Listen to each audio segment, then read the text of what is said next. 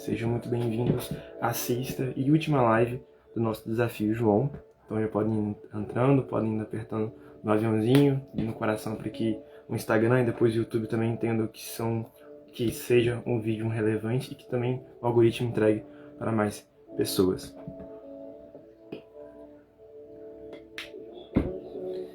Essa é a última live, então vai ser o nosso último encontro desse desafio que nós nos propomos e é um motivo de grande orgulho, não é mesmo? Nós iniciamos desde o ano passado, desde segunda-feira, dia 29, com esse desafio que nós nos propusemos a estudar o Evangelho de João de forma profunda, mas também breve, porque nós não temos muito tempo para poder fazer isso, né, de acordo com as regras do Instagram, também do YouTube, mas eu espero que vocês tenham sido edificados, tenham sido transformados, mas talvez não por mim mesmo, mas através da mensagem que se encontra no Evangelho. Então eu sou muito agradecido por Deus ter nos fortalecido até aqui e nos ter nos trazido aqui, assim como o apóstolo Paulo escreve em 2 Coríntios, Deus nos conduz em triunfo, Ele nos traz em triunfo, apesar das dificuldades, apesar das adversidades que nós encontramos. Por exemplo, ontem mais uma vez teve uma outra forte chuva aqui em Cachoeira do Mirim, mas não caiu a internet, então eu consigo transmitir essa live, porque deve ser algo que Deus deseja, né? Que nós concluamos com chave de ouro, porque o fim é sempre melhor do que o início. Também, como nós vemos no capítulo 2 de João, o vinho do final é melhor do que o vinho do início. Então, quando Jesus está presente, certamente ele tem grandes coisas a serem realizadas. Beleza? Podem abrir a sua Bíblia em João 18. Nós iremos ler 4 capítulos hoje, então iremos passar de forma breve por alguns pontos, mas só para aqueles que são mais importantes. Então, a gente vai falar sobre João 18, 19, 20 e 21. É o relato sobre a crucificação, ressurreição e os aparecimentos de Jesus. Beleza? Eu vou tirar a música aqui e vamos iniciar orando. Mais uma vez, é sempre bom e importante, né, lembrar que antes de estudar a Bíblia, é necessário também que nós nos coloquemos em comunhão com Deus, é necessário que nós nos coloquemos em intimidade com Ele. Por isso eu convido você que possa fechar seus olhos e também orar comigo. Bom dia, Marcos, seja bem-vindo, meu amigo. Senhor, em nome de Jesus, nós te damos graças pelo dia de hoje, nós somos agradecidos porque até que o Senhor nos ajudou, o Senhor nos conduziu aqui em saúde, em graça, em sabedoria, e eu te peço, Senhor, que o Senhor venha agir com misericórdia em minha vida, o Senhor nos usa, ainda que sejamos frágeis vasos de barro, ainda que sejamos pecadores, ainda que sejamos limitados, o Senhor nos usa com graça, então o Senhor venha a se manifestar através da leitura da sua palavra, através da explicação do texto bíblico, que não seja eu falando, mas que seja o Senhor ministrando através de mim, que o Senhor venha encontrar cada pessoa que está assistindo a essa live agora ou depois da transmissão, que o Senhor venha a responder, trazer a resposta que o coração dessa pessoa precisa, que se for saúde, que o Senhor venha trazer saúde, se for paz, que o Senhor traga paz, seja qualquer coisa, que o Senhor se faça presente, que o Evangelho seja pregado, porque ele é a boa notícia do reino de Deus, é a boa notícia que Jesus se fez carne, habitou entre nós e agora está sentado junto ao Pai. Nós oramos na autoridade do nome que está acima de todo nome, que é o nome de Jesus. Amém. No Evangelho de João, capítulo 18, versículo 1, está escrito: Depois de dizer isso, Jesus saiu juntamente com seus discípulos para o outro lado do ribeiro de Cedron, onde havia um jardim, e aí entrou com eles. Judas, o traidor, também conhecia aquele lugar, porque Jesus muitas vezes havia se reunido ali com seus discípulos. Tendo, pois, Judas recebido a escolta e alguns guardas da parte dos principais sacerdotes fariseus, chegou a este lugar com lanternas, tochas e armas. O texto se inicia falando que, depois de dizer isso, Jesus saiu juntamente com seus discípulos. Depois de dizer o quê? Depois de dizer tudo aquilo que nós falamos no capítulo anterior. Vocês se lembram? Quando nós falamos sobre a oração sacerdotal, Jesus ora ao Pai por aqueles que estavam presentes com ele, com os discípulos, e também ora por nós, que iríamos ser acrescentados depois. Jesus ora pelo Espírito Santo que haveria de ser entregue para cada um de nós. Jesus ora para que nós tivéssemos a unidade nele. Jesus ora para que nós pudéssemos permanecer na videira, porque é ele, para que assim nós pudéssemos produzir muito fruto para que pudéssemos glorificar ao nome dele. Então é isso que ocorre. Depois de dizer essas coisas, Jesus sai de lá, do caminho que eles estavam, né? Vocês lembram que antes eles estavam no cenáculo, tiveram a grande ceia, a última ceia, e depois Judas sai do lugar para poder trair Jesus. Então é dito que ele sai daquele lugar, então aparentemente no caminho entre o cenáculo e o jardim do Getsemane. João não coloca de forma... É curioso, nós pensávamos aqui. Os outros evangelistas escrevem que o nome do jardim era Getsemane. João é apenas o que não escreve isso. Getsemane, em aramaico, significa lugar, jardim da prensa, do azeite. Então, assim como Jesus estava sendo pressionado, também a azeitona é pressionada para que dela se produza o azeite, algo que é muito valioso. Então isso também nos ensina um aprendizado muito forte, porque quando nós somos pressionados pelo ambiente, quando nós somos pressionados talvez por Deus mesmo, é porque Ele quer provar, Ele quer ver aquilo que está no nosso coração. Então se você está passando por alguma dificuldade, eu não sei, em sua família, talvez sua saúde, algo assim, em seu trabalho, permaneça fiel. Porque assim como Jesus permaneceu fiel no Getsemane, porque Ele permaneceu com a fidelidade ao propósito que Ele tinha, com a fidelidade ao Pai que o enviou, também nós precisamos permanecer fiéis. Porque assim como da azeitona, que pressionada sai o azeite, assim como do vinho, que quando também pressionado, desculpa, quando da uva, que é pressionada, também sai o vinho, que traz alegria aos homens, também é necessário com que nós sejamos pressionados, para que do nosso interior saia aquela preciosidade que Deus, o Criador, também colocou em nossos corações. Então que nós possamos seguir fiéis, assim como Jesus seguiu fiel no Getsemane, no momento de maior tristeza, no momento de maior dor, com certeza, de maior crise. O João não coloca aqui, mas o evangelista Lucas escreve que Jesus, enquanto ele orava no Getsemane, ele soa gota de sangue. Isso é um quadro clínico que a medicina chama de hematidrose, no sentido de que quando é um momento de grande estresse, de grande aflição e angústia, nossos capilares se rompem e o sangue passa a jorrar em nossa pele. Então Jesus está no momento de ápice de dor, de crise. E é também nesse momento de dor e de crise que nós revelamos aquilo que está sendo cultivado em nosso coração, que é o que nós iremos ver aqui ao longo desse texto. Então, Jesus se adianta, sabendo disso, ele pergunta àqueles que estavam procurando a ele: a quem vocês estão procurando? Eles responderam: a Jesus, o Nazareno. Então Jesus lhes disse: sou eu. Ora, o Judas, o traidor, também estava com eles. Quando Jesus lhes disse: sou eu, recuaram e caíram por terra. Jesus de novo lhes perguntou: a quem vocês estão procurando? Responderam: a Jesus, o Nazareno. Então Jesus disse: já lhes falei que sou eu. Se é a mim que vocês estão procurando, deixe que estes vão embora. Ele disse isso para se cumprir a palavra que tinha dito anteriormente: não perdi nenhum dos que me deste. Vocês se lembram que eu falei que em momentos de dor, de crise, de luto, é quando nós revelamos aquilo que está em nosso coração? Jesus revela que em seu coração existia a paz, existia o amor e o cuidado ao próximo. Tanto é que ao invés de preocupar consigo mesmo, Jesus se preocupa com seus discípulos. Ele fala para os soldados que estavam procurando a ele, que deixassem aqueles que estavam com ele, porque eles não estavam procurando os discípulos, não é mesmo? Eles procuravam apenas a Jesus.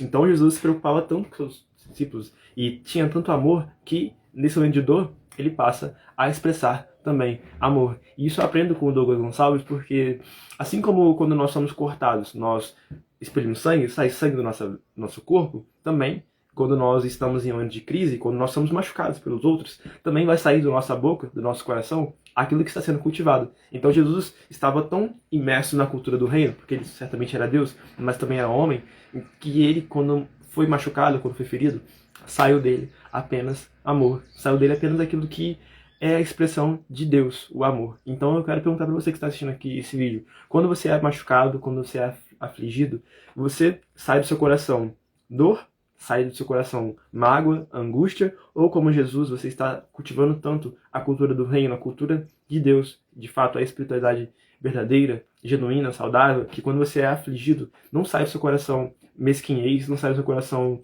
raiva ou ira. Na verdade, o que sai do seu coração é amor, é compaixão, é tolerância, assim como foi o caso de Jesus, que quando preso, quando injustamente acusado, ainda assim continuou firme em seus princípios, continuou firme em seu propósito e continuou firme em seu amor ao próximo, porque ele é o próprio amor em pessoa.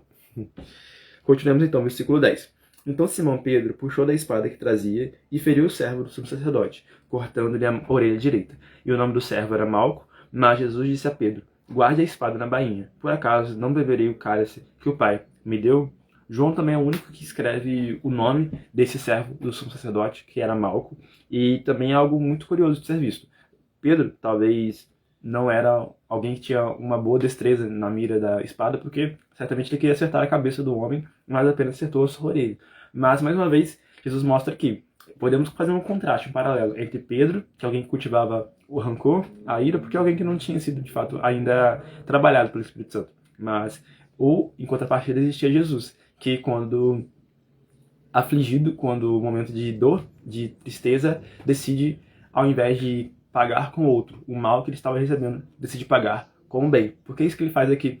Na verdade, não é falado aqui no Evangelho de João, né? Mas os outros evangelhos é dito que Jesus cura a orelha do servo do sumo sacerdote. Jesus disse a Pedro que aquele que estava com a espada deveria guardá-la, porque Jesus devia beber o cálice da ira de Deus, deveria beber em nosso lugar a condenação, o juízo que estava devido a nós por causa do pecado. E Jesus age com misericórdia com Malco, também age com misericórdia com Pedro, ao dizer que não é necessário naquele momento que eles usassem a espada, porque Jesus devia ser entregue na cruz e beber o cálice da ira de Deus. Versículo 12. Assim a escolta, o comandante e os guardas dos judeus prenderam Jesus e o amarraram. Então levaram primeiramente Anás, sogro de Caifás, sumo sacerdote naquele ano. Ora, Caifás era quem havia declarado aos judeus ser conveniente morrer um homem pelo povo. Aqui os evangelistas divergem um pouco. Alguns dizem que Jesus vai primeiramente a Caifás, que era o sumo sacerdote. Outros, como João, dizem que ele foi para Anás. Outros dizem que ele vai para Pôncio Pilatos, para Herodes também. O Lucas coloca isso. E essas divergências nos fazem pensar. Visto que a Bíblia contém divergência entre si, será que ela se contradiz? Será que esses possíveis relatos diferentes entre si refutam a veracidade do texto bíblico? E é óbvio que não. A gente pode colocar, por exemplo, quando um juiz está investigando em um tribunal um caso de um assassinato, por exemplo. Coloquemos isso. Ele vai levantar várias testemunhas e, a partir do relato dessas testemunhas, ele vai traçar a sentença, né, e a condenação da pessoa que realizou o assassinato. Então, é esperado que cada testemunho, cada pessoa que vai fazer o seu testemunho, vá apresentar uma mensagem em si semelhante à mensagem principal, semelhante, mas os tópicos superficiais, secundários diferentes. Isso ocorre aqui também com os evangelhos. Na mensagem principal, o texto é o mesmo. Jesus foi entregue pelos judeus, depois foi levado para os romanos, porque era o poder político vigente à época.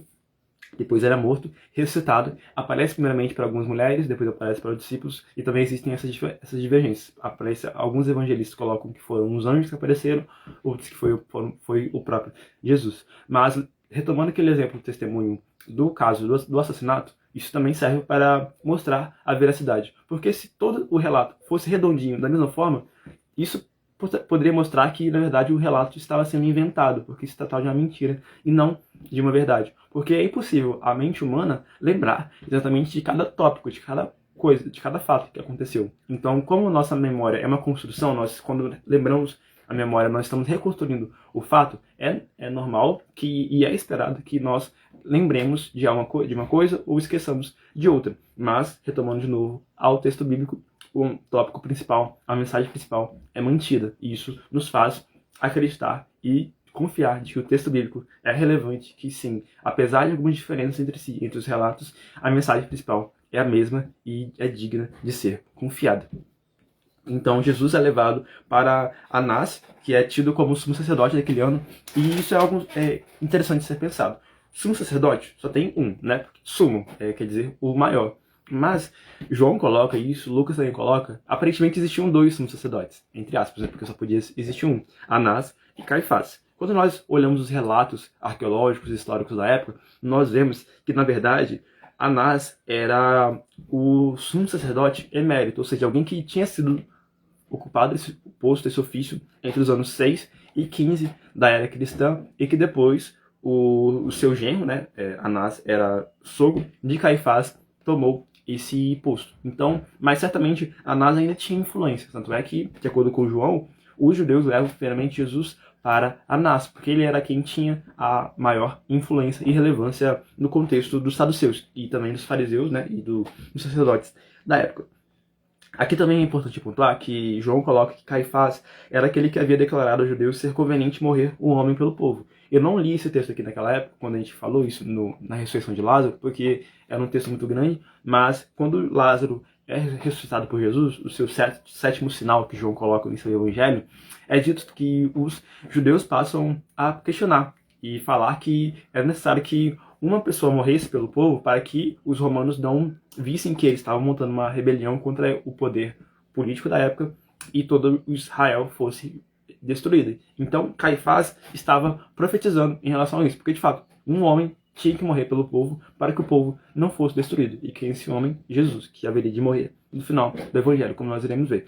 Então Caifás estava profetizando, ainda que não soubesse isso. E depois, então, Caifás entende isso realmente, porque Jesus morre pelo povo e eles não são destruídos. A primeira instância, né? Aqueles que acreditassem em Jesus não seriam destruídos. Então, esse é o primeiro plano, Jesus junto a Anás, que era sogro do sumo sacerdote Caifás daquele ano. Depois, o evangelista passa desse plano de Jesus sendo questionado por Anás para o outro plano da negação de Jesus, de Pedro negando Jesus. Versículo 15. Simão Pedro e outro discípulo seguiam Jesus. Esse discípulo era conhecido do sumo sacerdote e por isso conseguiu entrar no pátio da casa deste com Jesus. Pedro, porém, ficou de fora junto à porta. O outro discípulo, que era conhecido do sumo sacerdote, saiu, falou com o encarregado da porta e levou Pedro para dentro. Então nós vemos que Pedro e João, que é o discípulo amado, não é citado o nome aqui, mas nós sabemos que é João. Então Pedro e João estavam junto ao pátio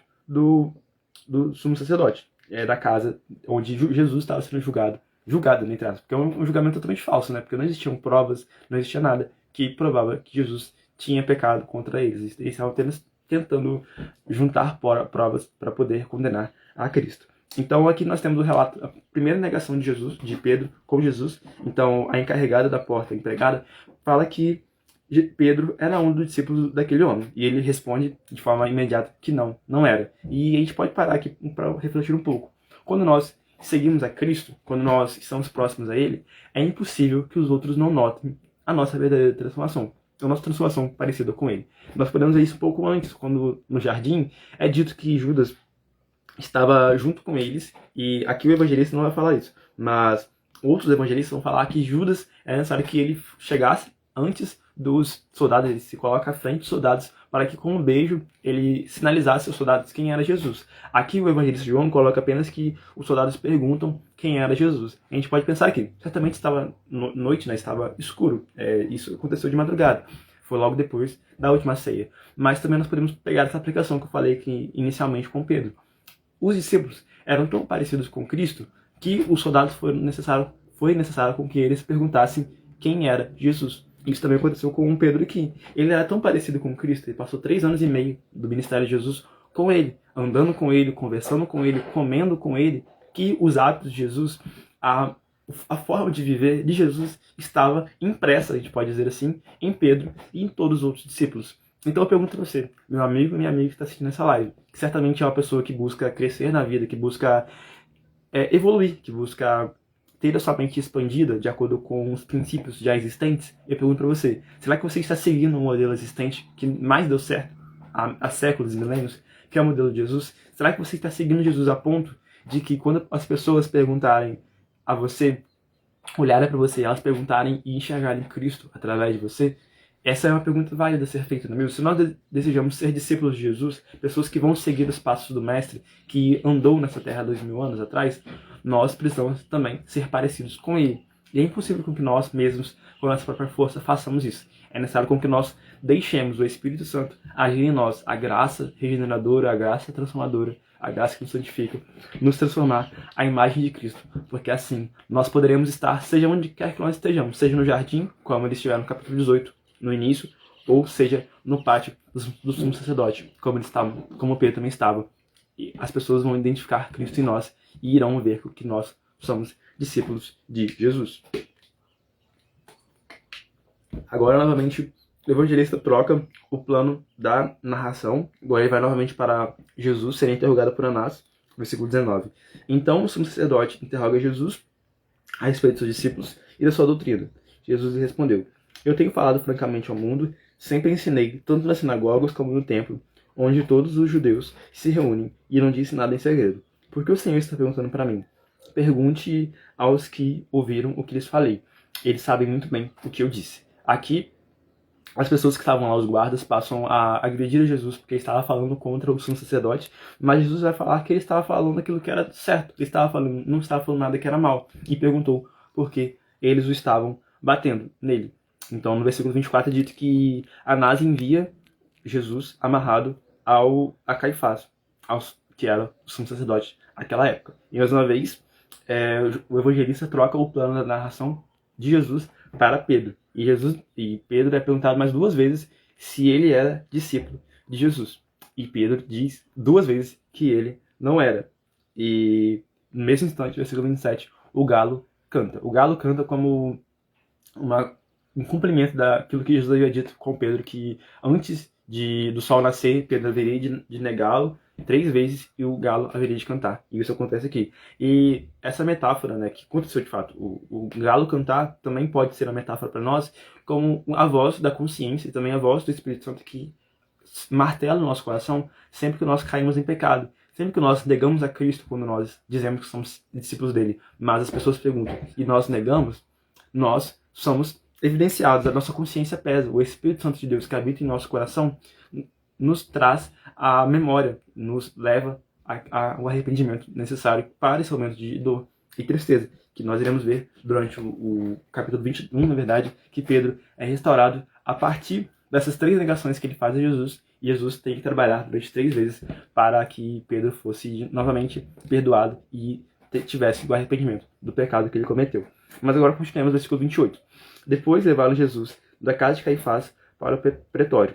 Era cedo de manhã. Eles não entraram no pretório para não se contaminar, pois somente assim poderiam comer a Páscoa. Vamos parar aqui. Vocês lembram que eu falei com vocês que Jesus primeiramente foi para Anás, que era o sogro do sumo sacerdote Caifás na época. Depois é dito que ele foi para Caifás, mas o evangelista não fala nada do que aconteceu com Jesus junto a Caifás. Ele apenas fala que da casa de Caifás ele vai para o pretório, que era o palácio do governador, do procurador romano Pôncio Pilatos. Vocês lembram que Jerusalém estava sendo subjugada pelos romanos daquela época? Então, eles não tinham autonomia própria, eles tinham todo o domínio político, todo o domínio militar, estava sobre os romanos. Por isso que foi necessário com que os judeus, que estavam tentando interrogar Jesus, estavam tentando julgar e condenar Jesus, eles não podiam matar, tirar a vida de Jesus por conta própria, porque isso seria um crime contra Jesus e também um crime de acordo com a lei romana. Por isso que era necessário com que eles, primeiramente, levassem Jesus para o tribunal religioso, o sumo sacerdote, para os fariseus daquela época, e depois para o tribunal político, o tribunal militar daquela época. Então, nós temos esse panorama, né, essa contextualização política. Então, versículo 29. Então Pilatos saiu para falar com eles e perguntou: que acusação vocês trazem contra este homem? Eles responderam: se este não fosse malfeitor, não o teríamos entregue ao Senhor. Então Pilatos disse: levem-no daqui e julguem-no segundo a lei de vocês. Aqui os judeus vão falar que não era lícito para eles matar a ninguém, porque de fato era a lei romana que deveria fazer isso. E Jesus é perguntado então a Pilatos se ele era o rei dos judeus. E aqui Jesus vai responder no versículo 36 uma resposta muito importante para nós pensarmos: que o meu reino não é deste mundo. Se o meu reino fosse deste mundo, os meus ministros se empenhariam por mim, para que eu não fosse entregue aos judeus. Mas agora o meu reino não é daqui. Aí Pilatos mais uma vez pergunta se Jesus era o rei. Ele responde: o Senhor está dizendo que sou rei. Eu para isso nasci e para isso vim ao mundo, a fim de dar testemunho da verdade. Todo aquele que é da verdade ouve a minha voz. E Pilatos pergunta: o que é a verdade? Bom, essa é uma pergunta que hoje, 2000 anos depois, ainda é feita. O que é a verdade? Seria a verdade relativa? Seria a verdade mutável de acordo com o ponto de vista de cada pessoa? E acho que é um pouco difícil nós falarmos isso, porque Jesus é tido como a própria verdade. A verdade é uma pessoa. A verdade não é apenas um conceito abstrato, um conceito metafísico que nós conseguimos alcançar apenas com o nosso conhecimento. Não. A verdade é recebida através do relacionamento com Deus. A verdade, como eu falei com vocês, é Cristo. Então, Pilatos estava de frente à verdade e não reconheceu que Jesus era a verdade. E ao não receber a verdade, Pilatos e também os judeus que entregaram a Jesus caíram em grande pecado, porque eles não entenderam que Jesus era a verdade e que ele veio para libertar as pessoas que nele crescem. Então nós temos esse panorama do que está acontecendo aqui do julgamento religioso, julgamento político, e Pilatos diz que não achava em Jesus crime algum, que é de fato verdade, porque Jesus não tinha cometido nenhum crime. Mas aqui no versículo 39 vai dizer que era costume, na época, que um prisioneiro fosse solto, fosse liberto na Páscoa pelos os judeus, né? E existia Jesus, que estava sendo julgado por eles de forma injusta, e também existia Barrabás, que era um salteador. E Pilatos dá essa opção, né? Eles iriam libertar a Jesus, que estava sendo acusado injustamente, ou a Pilatos, que sim, era um ladrão, que cometeu um erro, cometeu um delito, estava preso. E os homens decidem libertar a Barrabás. Os homens decidem prender ao justo e libertar o injusto. Os homens decidem fazer aquilo que era errado, porque eles estavam cometidos em grande pecado. E é sobre o pecado que eu gostaria de retomar aqui. Eu li, mas esqueci de comentar. No versículo 28, é dito que os judeus não entraram no pretório, que era o palácio do governador romano, porque eles não queriam se contaminar para comerem a Páscoa. Mas olha que ironia. Eles não queriam se contaminar entrando na casa de um gentio, que era o romano, mas não percebiam que eles estavam se contaminando com um crime ainda pior, que era matar um injusto. Essa é a cegueira que a religião má, a religião tida apenas pelos interesses humanos, traz. Os judeus estavam cegos a ponto de entregarem um injusto e libertarem o justo. De entregarem o justo e libertarem o injusto. A religião sem princípios mata. A religião sem Deus, de fato, mata, porque é isso que eles estavam fazendo aqui. Eles não queriam se contaminar com a outra pessoa, com o gentio, que era o governador, procurador romano Pôncio Pilatos. Mas não percebiam o grande erro que eles estavam cometendo, que era tirar a vida de uma pessoa justa. Isso nos faz também um alerta, gente. Será que nós estamos realizando o mesmo pecado dos judeus daquela época? Será que nós estamos libertando quem é do bem? Será que nós estamos absolvendo quem é do mal? Será que nós estamos tentando, como Jesus fala com os fariseus, eles estavam coando o mosquito, né, tirando o mosquito da bebida, mas engolindo um camelo. Eles estavam se apegando a detalhes mínimos da lei religiosa, aos seus usos e costumes, mas não percebiam algo ainda maior, que era a prática do bem, a prática da justiça, que era cumprir a vontade de Deus. Isso é algo que nós sempre precisamos nos atentar, sobreviver de acordo com aquilo que Deus deseja para nós. No capítulo 19, versículo 1, então existe o relato de Jesus sendo açoitado. Versículo 1. Por isso Pilatos tomou Jesus e mandou açoitá-lo. Os soldados teceram uma coroa de espinhos e a puseram na cabeça de Jesus. Também o vestiram com mantos de púrpura, chegavam-se a ele e diziam: Salve, Rei dos Judeus. Ironia, isso é o que eles fazem aqui com Jesus. Jesus, sendo Deus, sendo Rei, ele de fato tem uma coroa. Não quando ele andou, que ele não andava com uma coroa, mas ele tem uma coroa. Em Filipenses vai dizer que ele recebe o nome que está acima de todo nome. Mas os soldados aqui vão fazer essa coroa porque os judeus diziam que ele se dizia ser Rei dos Judeus. Então, como uma ironia, eles fazem isso, como uma sátira. Colocam essa coroa de espinhos que certamente fazia dor, que trazia machucados e aflições para Jesus. E também vestiram ele com um manto de púrpura, simbolizando a sua realeza, a sua majestade, que os judeus não receberam. Mas não parava aí, não parava com os açoites que eram feitos, de acordo com os relatos arqueológicos, eram feitos com um instrumento chamado azorrague, no qual existiam bolas de metal que, ao entrarem na carne, retiravam pedaços e mais uma vez entrava e saía. Então Jesus foi açoitado várias e várias vezes por causa dessa entrega injusta que eles haviam feito contra Jesus. E eles ainda perguntavam a ele: salve, Rei dos Judeus. Outros versículos vão dizer que eles perguntavam: se você é mesmo Deus, tente identificar quem estava fazendo isso com vocês. Mas Jesus, como uma ovelha muda que foi profetizado, e não fala nada contra eles. Jesus permanece em silêncio, permanece quieto. Assim como os cordeiros eram entregues em silêncio na antiga aliança, também Jesus é entregue em silêncio, sem falar nada contra eles.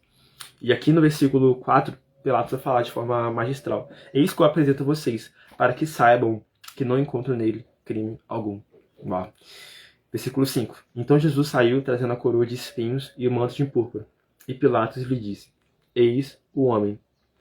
Eis o homem é uma frase que deu título também a um livro do filósofo Friedrich Nietzsche, onde ele vai dizer ecce homo. Certamente é uma metáfora e uma alusão à frase que Pilatos faz aqui: eis o homem. Assim como Pilatos antes havia perguntado qual era a verdade, agora ele apresenta a verdade que havia sido rejeitada pelos judeus, pelos religiosos da época. E ele diz: eis o homem que vocês rejeitaram, o homem que vocês não quiseram. Ele está aqui, açoitado, afligido. Certamente ele sofreu muito mas o evangelista não entrou em detalhes porque não cabia a ele. Mas, de fato, deve ter passado um grande tempo entre a acusação, entre a aflição, entre os açoites, porque, mais uma vez, lembram o contexto, né? O relato cronológico é importante também. Teve a última ceia, na virada da quinta-feira à noite para a sexta-feira de madrugada. Jesus vai para o jardim, é entregue ainda na madrugada de sexta-feira. Depois, logo cedo de manhã, ele é levado para a casa de Anás, que era o sogro de Caifás,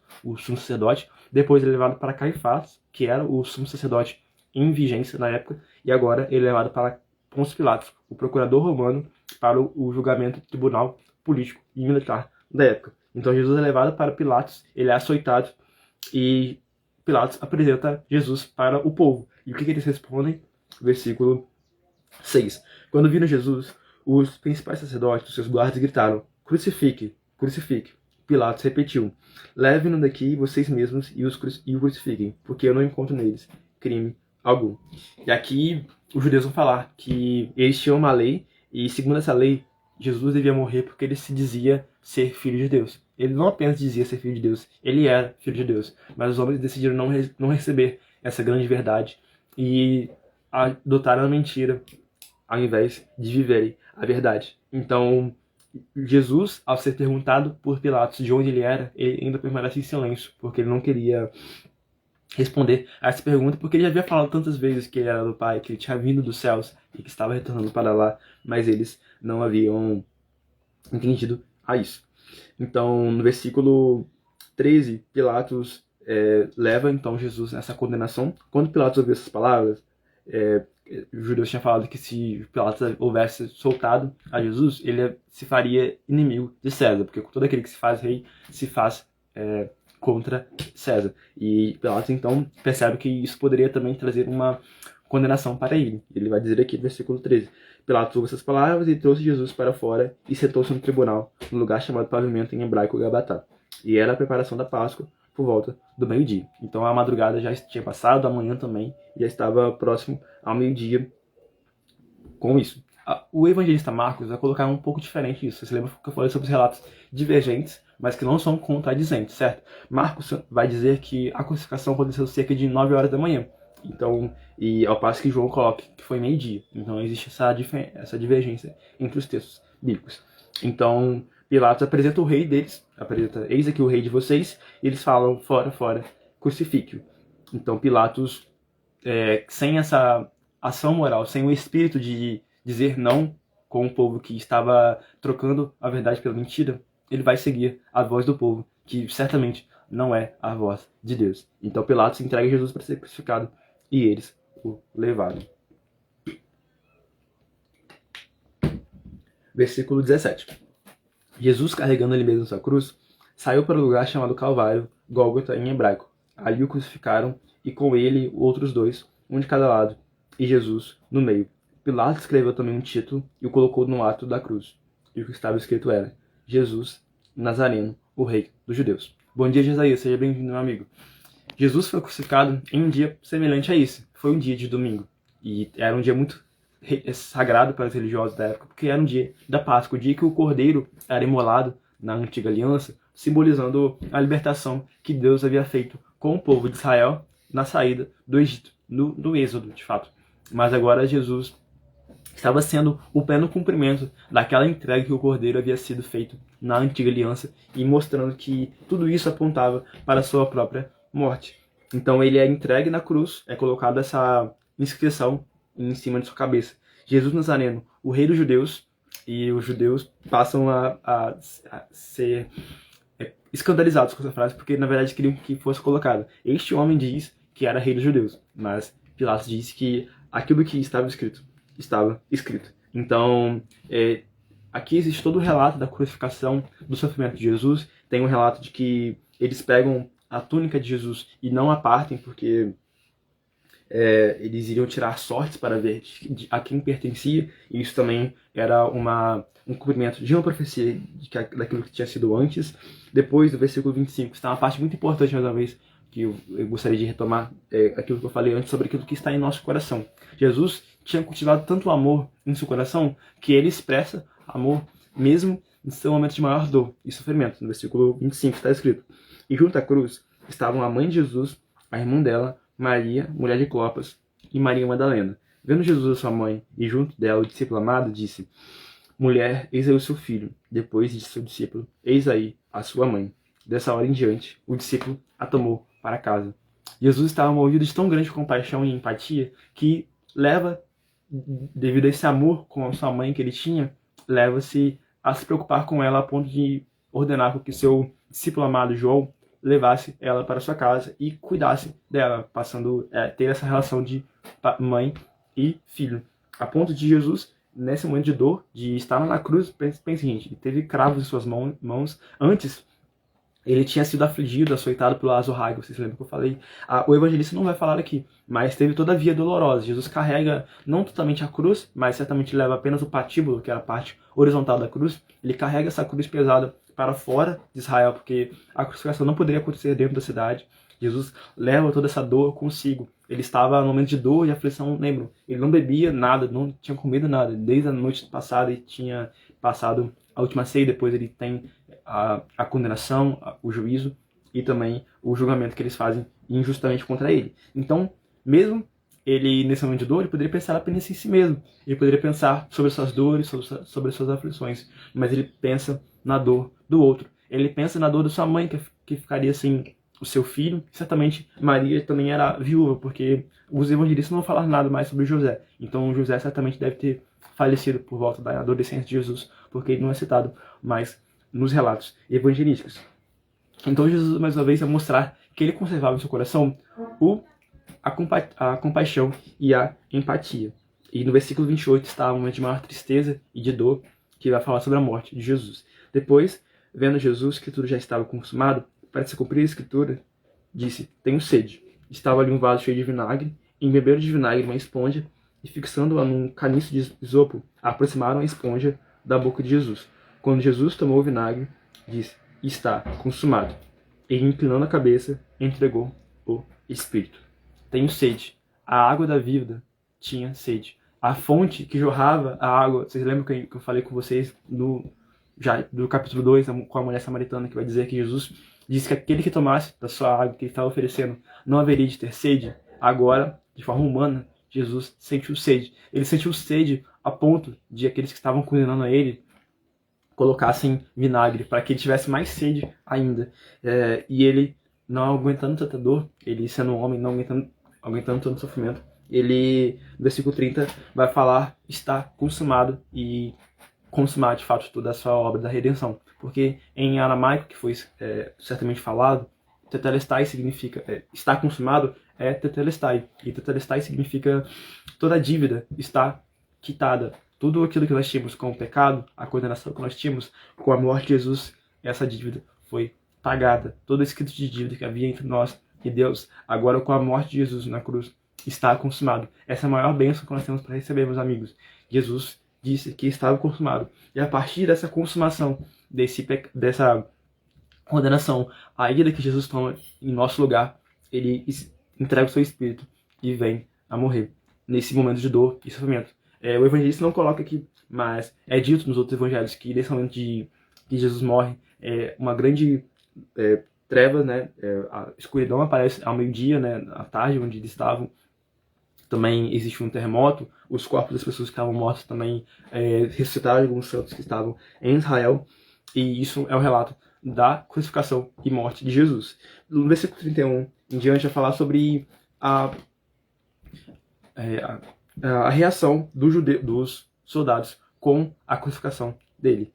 Vai falar que os soldados, que como já estava aproximando com o sábado, e no sábado os judeus não podiam trabalhar, então deviam apressar o processo de morte. Mas como Jesus já tinha sido morto, então não precisava que os soldados quebrassem as pernas de Jesus, como era um procedimento padrão com aqueles que estavam sendo crucificados. Então, ao invés de quebrar os ossos dele, os homens apenas transpassam uma lança em Jesus, também simbolizando mais uma das profecias que haviam sido ditas no Antigo Testamento. Então é passada essa lança ao redor de Jesus e do seu interior sai água e sangue, simbolizando também tem um grande simbolismo para a cultura também cristã, a cultura bíblica.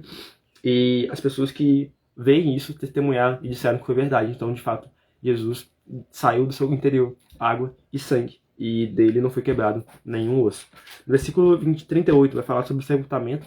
José de Arimateia, um homem rico, influente da época, pede a Pilatos que tirasse o corpo dele e fosse colocado em uma nova sepultura, em um jardim, uma sepultura que havia em um jardim. Lembra que o jardim é uma parte muito importante, né? O homem cai no jardim, no Éden, depois Jesus é entregue no jardim, o jardim de Getsemane, e agora Jesus é sepultado no jardim, em que José de Arimateia compra dessa família, e também Nicodemos, o fariseu que Jesus havia ensinado antes, também tinha ajudado a comprar os olhos para sepultar o corpo de Jesus. Capítulo 20, nós já estamos concluindo o texto de hoje e também o vídeo. No primeiro dia da semana, de madrugada, quando ainda estava escuro, Maria Madalena foi ao túmulo e viu que a pedra da entrada tinha sido removida. Então correu e foi até onde estava Simão Pedro e o outro discípulo, a quem Jesus amava, e disse-lhes: tiraram o Senhor do túmulo e não sabemos onde colocaram. Com isso, Pedro e o outro discípulo saíram e foram até o túmulo. Ambos corriam juntos, mas o outro discípulo correu mais depressa do que Pedro e chegou primeiro ao túmulo. Aqui vai falar que Maria Madalena chega ao túmulo, não vê o corpo de Jesus e retorna para falar com os outros discípulos, Simão Pedro e João, o discípulo amado. Eles seguem lá, mas não veem nada, veem apenas um lenço dobrado à parte e percebem então que Jesus não estava lá. Então eles voltaram para casa. Mas Maria permanece lá, Maria Madalena. E ao estar lá, ela estava chorando, ela se abaixa, no versículo 11 está relatado isso, e ela vê dois anjos vestidos de branco, sentados onde o corpo de Jesus tinha sido colocado. Um em sua cabeça, um cabeceiro, e outro aos seus pés. Então eles perguntam a ela por que ela estava chorando, e ela disse que levaram o corpo do seu Senhor, e ela não sabia onde o colocaram. E depois de dizer isso, ela se vira e percebe Jesus de pé, fora do sepultura, né? E ela, olhando para Jesus, ela pensa que se tratava do jardineiro, porque ele estava no jardim e talvez o jardineiro estava lá cuidando do lugar. E essa é uma passagem muito importante para nós entendermos também sobre o nosso propósito de vida. Deus coloca o homem no jardim do Éden para cultivar e guardar ao jardim. E essa palavra, cultivar e guardar, tem muito a ver também com a adoração. Então, o propósito que nós somos criados é sermos jardineiros, de cuidar da criação, e isso ser uma expressão da nossa adoração a Deus, da nossa devoção a Ele. Mas quando o homem peca, ele passa a apenas cuidar de si mesmo. Então ele passa a ser, a gente pode colocar o simbolismo da agricultura. Ele passa a cultivar as coisas para o seu benefício próprio, ao passo que o jardineiro cuida do jardim, das plantas que ele trata, para que elas possam frutificar e florescer, não para o seu próprio benefício. Então Jesus retorna a esse propósito inicial. Jesus retorna ao nosso propósito primário, que era de ser jardineiro, de ser pessoas que vão cuidar da criação como uma expressão da nossa devoção e também para glorificar ao Criador. Maria olha esse jardineiro e olha esse homem e pensa que era o jardineiro, mas na verdade ele era o próprio Jesus. Então Jesus fala com Maria, ele a chama pelo nome. Isso também nos lembra que quando as ovelhas ouvem a voz do seu pastor, no versículo capítulo 10, nós ouvimos isso, essas ovelhas vão reconhecer a voz. E Maria reconhece a voz de Jesus e diz Rabone, que significa mestre. E Jesus vai falar que ela não deveria retê-lo porque ele não havia ainda retornado ao mestre, mas ela deveria voltar para os discípulos e falar disso, falar que ela tinha tido esse encontro com Jesus ressurreto. Então no versículo 19 eu falo de Jesus aparecendo aos seus discípulos, cai à tarde, ainda no domingo, né? Vocês lembram disso? É domingo de manhã quando acontece isso, agora cai à tarde do domingo, Jesus se encontra com seus discípulos. Eles estavam fechados, estavam em um lugar escondidos por causa do medo que eles tinham dos judeus também prenderem a eles e talvez tiverem o mesmo fim que Jesus teve, e eles passam então a ter esse encontro. Jesus entra no meio deles e diz que a paz esteja com o meio de vocês. E depois ele mostra as mãos e os lados e mostra que era ele de fato, era ele que tinha ressurreto ao terceiro dia, tinha se aparecido novamente a eles. E agora ele vai falar sobre o Espírito Santo. Vocês lembram que na oração sacerdotal nós falamos muito sobre o Espírito Santo, sobre a obra que o Espírito Santo haveria de realizar. Ele vai falar aqui do versículo 21. Assim como o Pai me enviou, eu também envio a vocês. Recebam o Espírito Santo. Se de algum de vocês perdoarem os pecados, são-lhes perdoados. Mas se os retiverem, são retidos. Jesus aparece a eles e envia-os, porque é o significado da palavra apóstolo. Assim como Jesus é enviado primeiramente para nos pregar o Evangelho, para nos apresentar a obra da cruz e realizar de fato a obra da cruz, agora também é nossa incumbência, a nossa obrigação, nossa responsabilidade e o nosso compromisso também realizarmos essa obra. Nós somos enviados por Ele. Mas é impossível a um homem por si próprio realizar a obra da evangelização, cumprir a grande comissão. É necessário que o Espírito Santo, que é Deus em nós, realize isso através de nós. E é isso que Jesus fala aqui. Antes de enviar o homem a pregar o Evangelho, é necessário que o homem receba o Espírito Santo. É isso que eles fazem, eles recebem o Espírito Santo. E é isso que faz a diferença entre esses homens que estavam com medo, amedrontados dos judeus, darem a mesma condenação que tiveram com Jesus, e a diferença dos homens que depois, em Atos, vão pregar o Evangelho de forma totalmente ousada e intrépida. A presença do Espírito Santo em nós, que vai nos trazer, de fato, a ousadia e essa intrepidez que é necessária para que nós preguemos o Evangelho. Também vale ressaltar uma parte muito importante sobre a parte do perdão dos pecados. No versículo 23, Jesus fala que se de alguém nós perdoarmos os pecados são perdoados, mas aqueles que os retiverem serão retidos. Será que Jesus estava falando apenas de uma pessoa individual que, se perdoar os pecados, essa pessoa é capaz de ter essa autoridade? Eu não entendo isso ser aplicado ao texto bíblico. Na verdade, como eles estavam em um grupo, certo? Estavam reunidos. Então, o grupo de pessoas que seguem a Jesus, o grupo de pessoas que tem o Espírito Santo, se esse grupo de pessoas for perdoar o pecado de alguém, então esse grupo que representa a Deus, que tem essa autoridade, essa prerrogativa de ser a voz de Deus na terra, então esse povo pode perdoar, no sentido de ser a expressão de quem Deus é. Vocês lembram que Tiago vai falar que é necessário que nós confessamos os pecados uns aos outros para que nós sejamos sarados. Então existe um arrependimento com Deus, que é necessário sim nós confessarmos nossos pecados a Deus para alcançarmos o perdão, mas também existe a esfera da confissão horizontal com nossos irmãos, para que assim nós também alcancemos o perdão dos pecados. Beleza? Nós já estamos concluindo no capítulo 20, versículo 24 a 29, vai falar sobre Jesus aparecendo a Tomé. Tomé é conhecido como discípulo incrédulo, aquele que não estava presente quando Jesus aparece primeiramente aos seus discípulos. E depois fala que se ele não visse a marca de prego nas suas mãos, os seus lados transpassados, ele não acreditaria. E Jesus, movido por compaixão mais uma vez, decide se aparecer mais uma vez apenas por causa de Tomé, porque ele nos mostra que Jesus se preocupa com aqueles que ainda não são totalmente crédulos nele. Mas Jesus vai falar sobre a importância de nós acreditarmos por causa daquilo que nós ouvimos. Ele vai falar aqui, versículo 29. Você creu porque me viu? Bem-aventurados são os que não viram e creram. Mais importante do que nós vermos de fato Jesus ressurreto é nós crermos por causa da pregação do Evangelho, por causa do Espírito Santo que nos convence do pecado, da justiça, do juízo. Nós também temos esse convite nessa manhã a nós acreditarmos não por causa daquilo que nós vemos, mas por causa daquilo que nós ouvimos e experimentamos de Deus em nós, através da nossa fé. No versículo 30 existe a conclusão do capítulo 20 e também o tema central de todo o Evangelho. Na verdade, Jesus fez diante dos seus discípulos muitos outros sinais que não estão escritos neste livro. Estes, porém, foram registrados para que vocês creiam que Jesus é o Cristo, o Filho de Deus, e para que, crendo, tenham vida em seu nome. Vocês se lembram que eu falei que João coloca de forma estratégica apenas 7 sinais para evidenciar a divindade de Cristo? Ele ia falar que Jesus não apenas realizou esses 7 milagres, porque os outros evangelistas também vão colocar outros sinais que não estão relatados aqui. João coloca que Jesus realiza outros sinais que não estão descritos aqui, mas eles foram registrados para que nós pudéssemos crer que Jesus é o Filho de Deus, Cristo, o próprio Deus em pessoa, e nós, a partir da crença nele, nós tivéssemos vida em seu nome. Então que nós possamos ter essa confiança em nosso coração, que nós possamos ler essas palavras, ler essas mensagens que foram faladas aqui e tomar elas como verdade para o nosso coração, para que assim nós tenhamos vida e a vida eterna e vida em abundância. Agora vamos para o capítulo 21, já estamos concluindo o vídeo de hoje, versículo 1. Depois disso, Jesus se manifestou outra vez ao discípulo junto a mar de Tiberíades. Foi assim que ele se manifestou.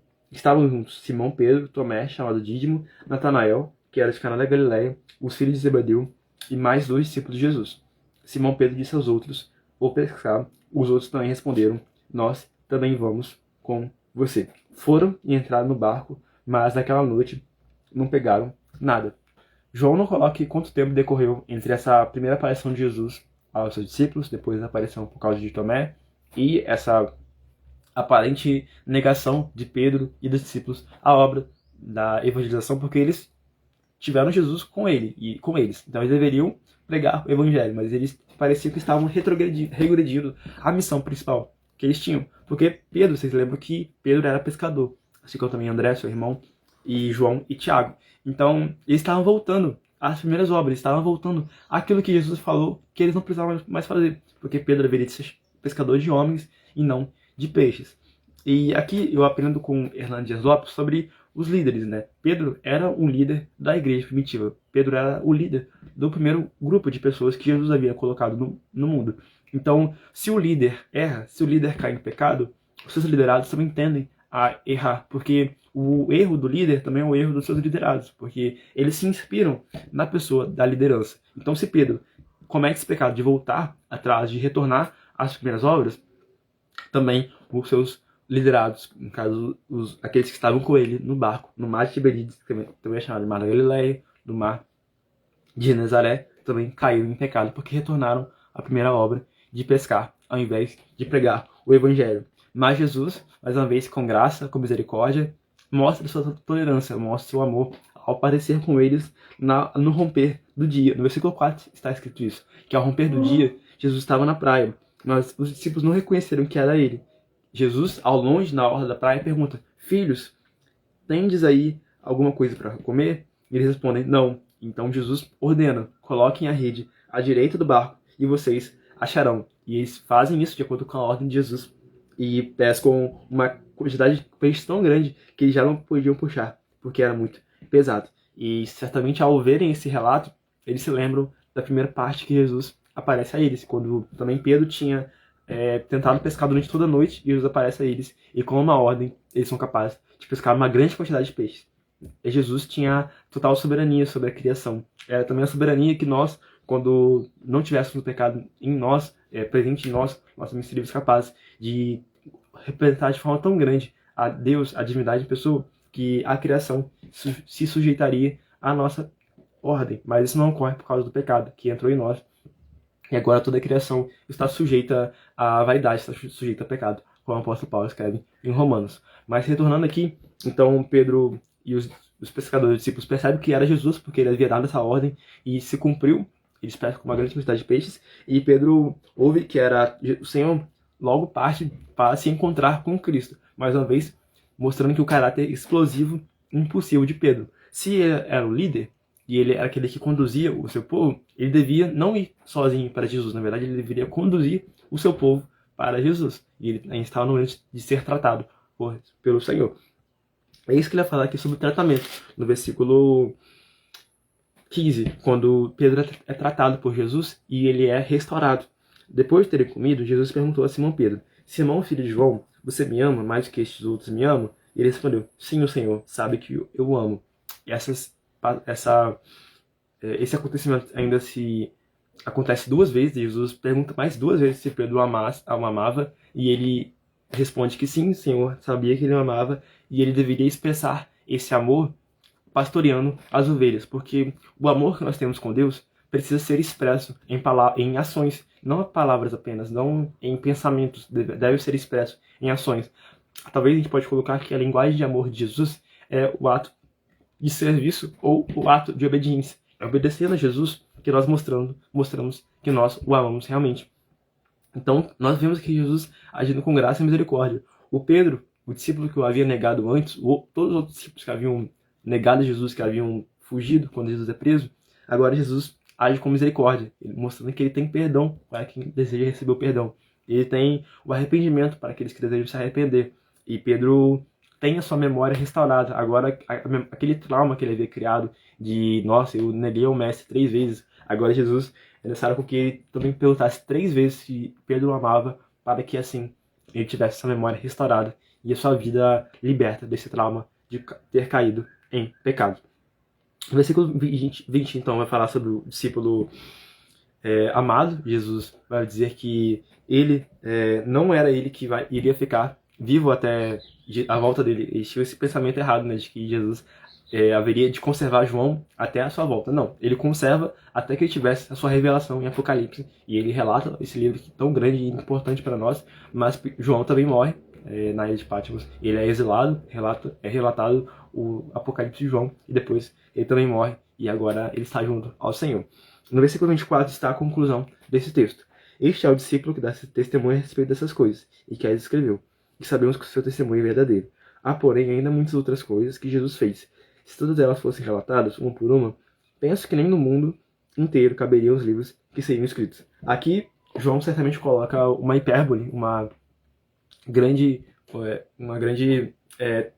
tentativa de aumentar as coisas, quando na verdade hoje em dia a gente poderia escrever vários livros, porque existe pendrive, existe várias formas de armazenar dados, mas na época não existia isso. Então João coloca aqui que ele dá o testemunho de tudo o que aconteceu. Ele, como escritor, ele atesta sua veracidade ao dizer que, gente, isso é verdade, isso aconteceu. Agora, minha parte eu fiz. Eu coloquei os sinais, eu coloquei os discursos de Jesus, agora a sua parte é crer, acreditar que esse Jesus que eu falei aqui vive, ele ressuscitou e está junto ao Pai. Agora a sua parte é recebê-lo, porque como Jesus fala com Nicodemos, Jesus não vem para condenar o mundo. Aquele que crer nele vai ser salvo, mas aquele que não crer já está condenado. Então aqueles que não acreditam em Jesus como Deus realmente já estão sob a condenação eterna, sabe? Então é muito importante nós termos essa verdade conosco. E agora nós concluímos esse texto, concluímos essa série de desafios, essa série de vídeos que compõem o desafio João, sendo essa gratidão, tendo esse agradecimento de Deus ter nos conservado aqui, dele nos ter trazido, nos conduzido em triunfo, como o apóstolo Paulo escreve em sua segunda carta aos Coríntios, que nós possamos viver todas essas verdades aqui, que nós de fato sejamos transformados pelo Cristo que habitou em nós, que era o Verbo que estava com Deus no princípio, que nós vimos sua glória, a glória como do unigênito do Pai, que nós tenhamos essas verdades como uma âncora no nosso coração, andando de acordo com os princípios de Jesus, porque assim, certamente, nós teremos uma vida cristocêntrica, uma vida alinhada, uma vida que vale a pena ser vivida, porque é o propósito original da criação, sermos parecidos com Deus, contemplarmos a sua imagem e também podemos torná-lo conhecido às outras pessoas. Se esse vídeo te ajudou, se essa série de vídeos te ajudar, não esquece de curtir, comentar e mandar para seus amigos, para que assim mais pessoas possam ser alcançadas por essa mensagem. Lembrando que não é sobre mim, não é sobre nós, mas é sobre a mensagem, é sobre glorificar o Criador, que nos envia, que nos comissiona, nos torna cooperadores para a sua obra, para a expansão do Evangelho do Reino. Fique com Deus, Deus abençoe vocês e até o próximo desafio. Quem sabe, forte abraço, bom domingo.